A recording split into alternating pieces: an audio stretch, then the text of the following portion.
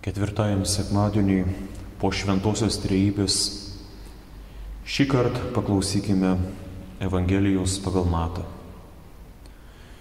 Mūsų Viešpats kalba: nemanykite, jog aš atėjęs nešti žemėj ramybės. Aš atėjau nešti ne ramybės, o kalavijo. Atėjau sukiršinti sūnaus prieš tėvą, dukters prieš motiną ir marčios prieš anytą. Žmogaus namiškiai taps jam priešais. Kas myli tėvą ar motiną labiau negu mane, nevertas manęs. Kas myli sūnų ar dukterį labiau negu mane, nevertas manęs. Kas neima savo kryžiaus ir neseka paskui mane, nevertas manęs. Kas išsaugo savo gyvybę, praras ją, o kas praranda savo gyvybę, dėl manęs atras ją.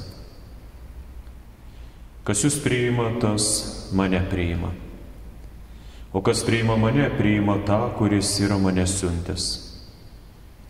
Kas priima pranašą dėl to, kad jis pranašas, gaus pranašo užmokestį. Kas priima teisųjį dėl to, kad jis yra teisusis, gaus teisėjo užmokestį.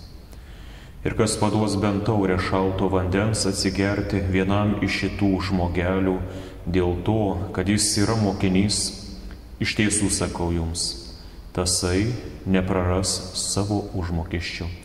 Amen.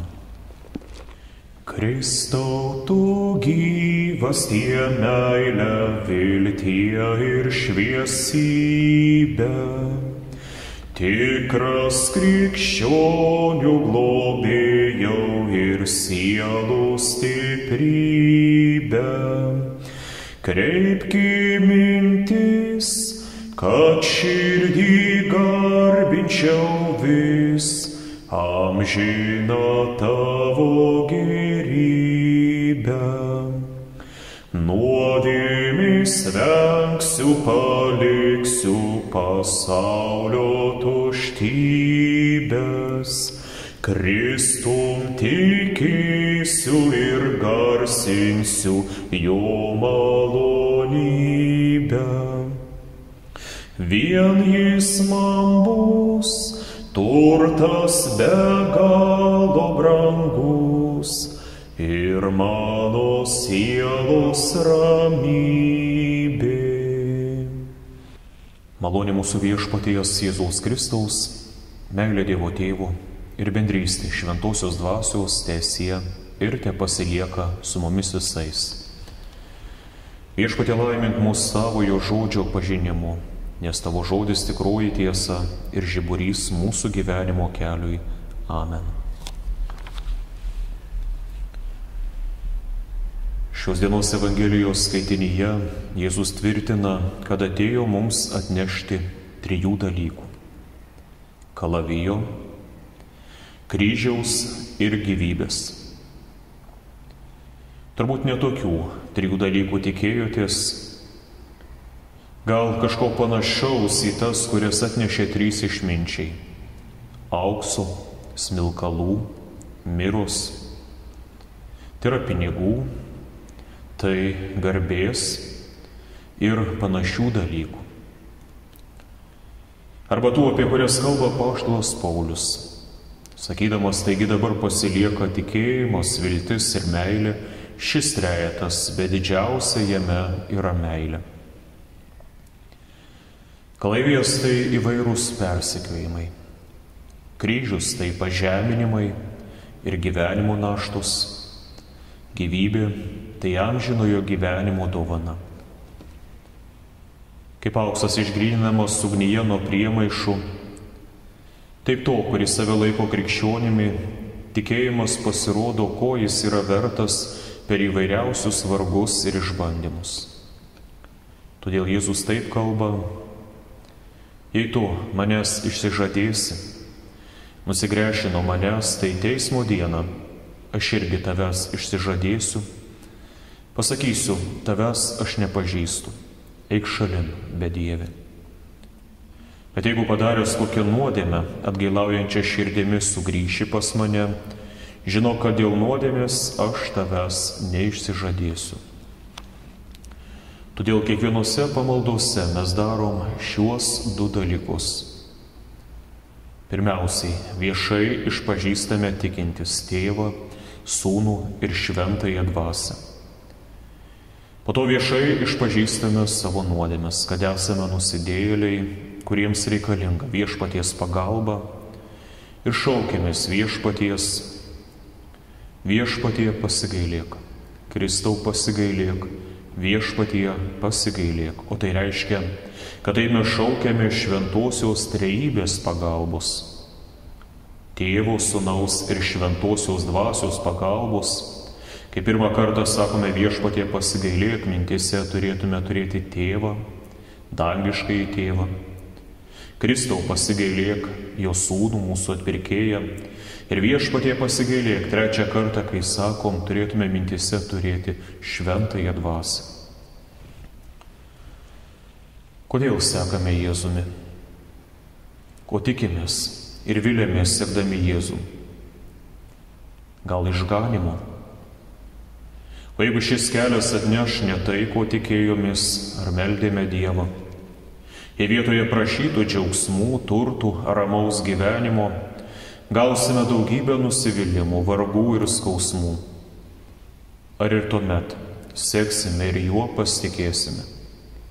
Ar ir tuomet jo žodžio klausysime ir kantriai seksime?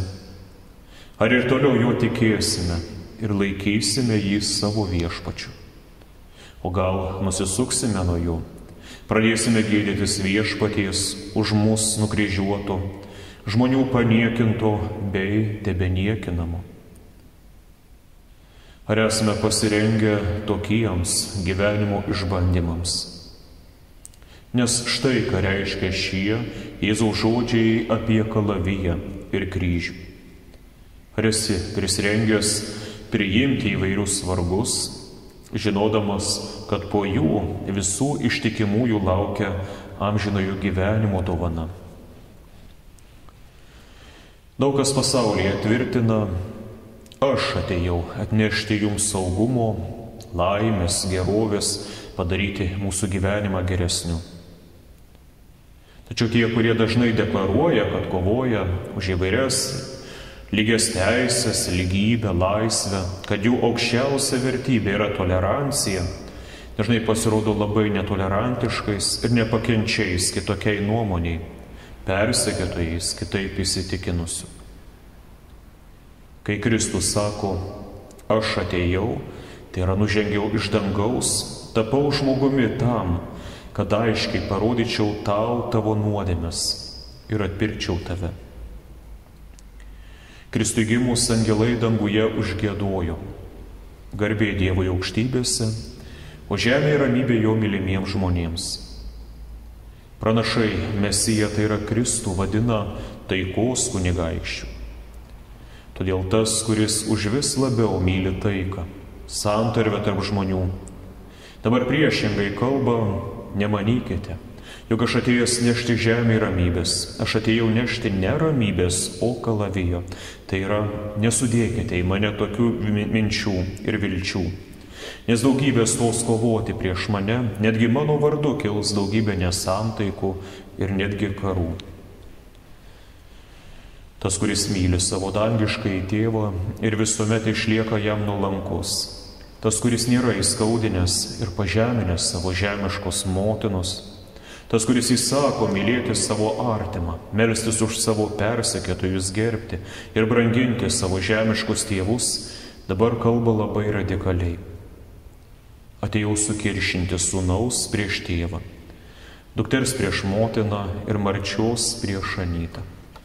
Žmogaus namiškiai taps jam priešais. Tai yra, dėl manęs kils daug nesantaikų tarp jūsų ir jūsų namiškių. Jūsų tautiečiai jūs įdavinės, jūsų artimieji nuo jūsų nusigręš. Žinokite, kad mano vardas gali tapti gilios ir nesutaikomos nesantaikos tarp jūsų priežastimi. Panašu, kad Jėzus primena mums ir pranašo Michėjo žodžius ir skundą. Pradingo krašto ištikimieji, nebeliko nė vieno doraus žmogaus. Visi tyko kraujo, gaudo vienas kitą tinklu.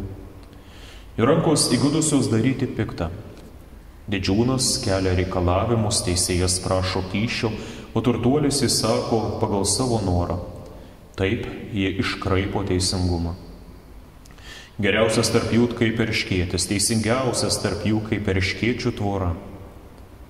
Tavo sargybinių skelbtoji diena, tavo bausmė atėjo ir jau čia pat jūsų mišimo metas. Netikėkite draugų, nepasitikėkite bičiulių. Nuo miegančios tavo glėbyje saugok savo lūpų duris. Juk sūnus niekina tėvo, duktė šiaušiasi prieš motiną, marti prieš anytą. Žmogaus priešai į jo namiškiai. O aš žvelgsiu į viešpatį, dėsiu viltis į savo išganimo Dievą ir išklausys mane mano Dievas. Nedžiūgėk dėl mano nelaimės mano priešė. Nors ir parpuoliau, vėl atsikelsiu, nors sėdžiu tamsybėje, viešpats mano šviesa. Kaip nelengva teisiajam mūsų viešpačiui su mumis tokiais ambicingais, lengvai įsižeidžiančiais, lengvai supykstančiais, ilgai pykti ar kerštą širdyse nešiojančiais žmonėmis. Juk vien krikščionims nelengva tarpusavyje taikiai sugyventi, o ir vienoje bažnyčioje keliems žmonėms su skirtingomis ambicijomis sunku įsiteikti. Ką jau kalbėti, jeigu žmogus priima visai kitą religiją, ar dėl to artimųjų akise atrodo prarastas, nesuprastas ir dėl to kyla daugybė nesutarimų. Ar esate pasiruošę ir pasirengę tam? Viešpats kalba, kas myli tėvą ar motiną labiau negu mane, nevertas manęs. Kas myli sūnų ar dukterį labiau negu mane, nevertas manęs. Kas neima savo kryžiaus ir neseka paskui mane, nevertas manęs. Kas išsaugo savo gyvybę, tas ją praras. O kas praranda savo gyvybę dėl manęs, ją atras. Mylėti artimuosius yra gera ir teisinga. Bet nepamiršk, kad prieš tai buvo pats pirmasis ir didžiausias įsakymas. Labiau už visą mylėti turi savo viešpatį, savo Dievą. Turi mylėti jį visą širdimi. Turi mylėti jį visą savo sielą, visomis jėgomis, visų protų. Amžinasis gyvenimas yra svarbiau už laikiną gyvenimą. Amžina garbė yra svarbiau už laikinus vargus ar suspaudimus. Būti vertu Kristaus mokiniu ir Dievo vaiku yra svarbiau už bandymą įtikti tėvams, broliams, seserims, vaikams. Šventėti ir siekti dangiškojo tikslo yra svarbiau už egzistavimą bei gyvenimą be tikslo. Ar tik dėl šių laikinų, žemiškų, pūvančių, gendančių dalykų. Jėzus guodžia mokinius sakydamas, palieku jums ramybę, duodu jums savo ramybę. Ne taip, kaip pasaulis duoda, aš jums ją duodu. Ir vėl, tai aš jums pasakiau, kad manyje turėtumėte ramybę. Pasaulyje jūs turėsite daug suspaudimų, bet jūs būkite ramus, aš nugalėjau pasaulį. Jėzus perspėja, kad pasaulyje mūsų laukia įvairūs vargai ir bėdos, įvairios problemos, netgi persekiojimai. Bet tu pasitikėk savo viešpačiu, kuriam duota visa valdžia ir garbė danguje ir žemėje. Varguose melskis, kad jis tau parodytų sprendimą ar atsiųstų pagalbą. Ir žinok, kad žudantys tavo kūną yra bejėgiai pakenkti tavo sielai, bejėgiai iš viešpaties rankų išplėšti tave ar atimti iš tavęs išganimą. Jėzus tikrai nesako, dabar, kai tapai krikščionimi, priėmei krikštą, aš noriu, kad taptumei tikra rakštimi visiems savo namiškiams.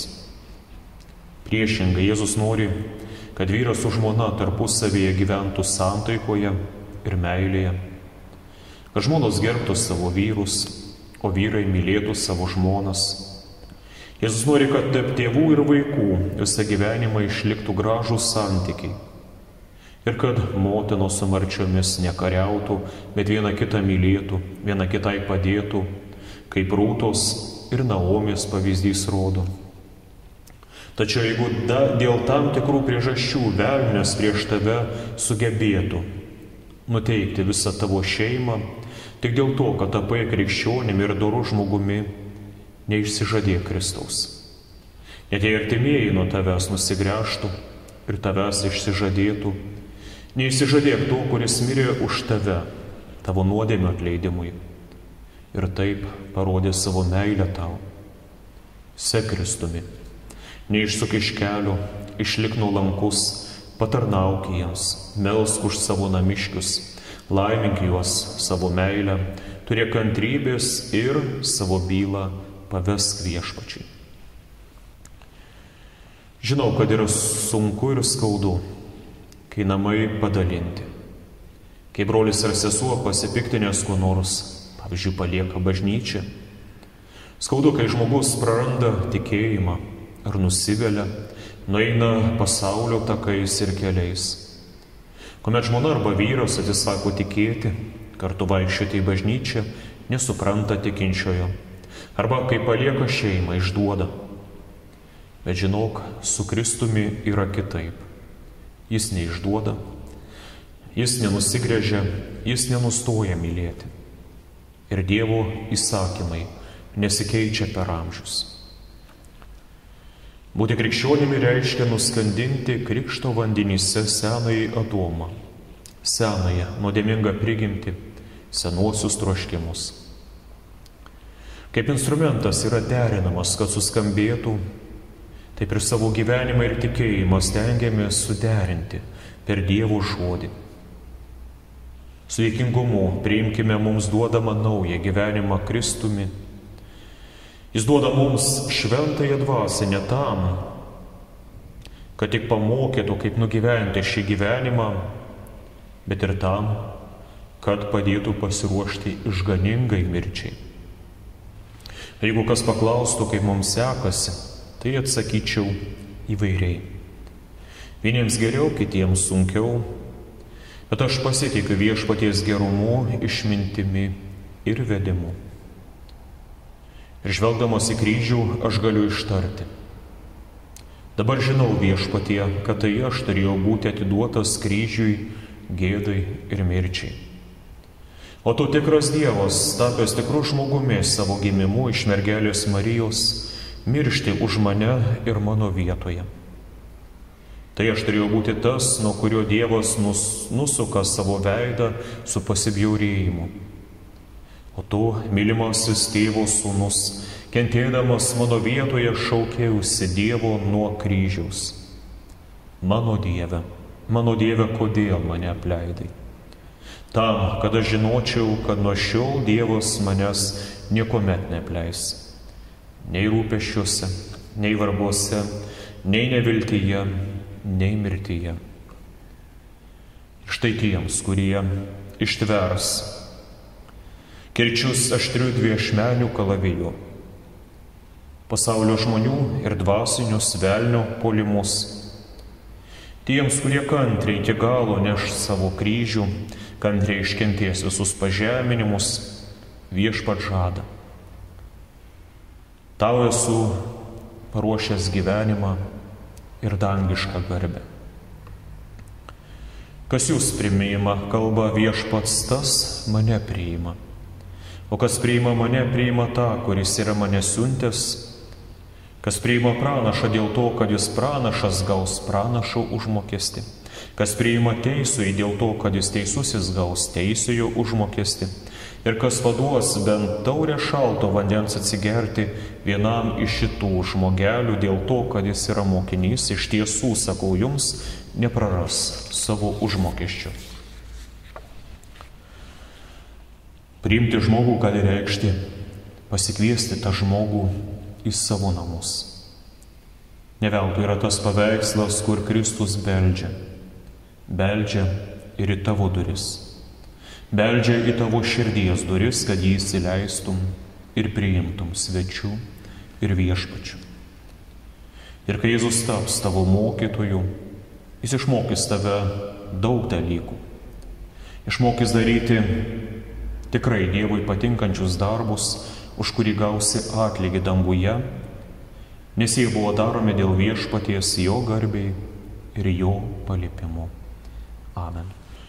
Ryšių dvasioje ieškokime eidami tiesos keliu, meilės ugnimi liepsnokim išganytojui žmonių. Jis galva, mes sąnarėliai, saulė jis, o mes šviesa. Tėvas jis, o mes broleliai, mes jo mūsų jis yra.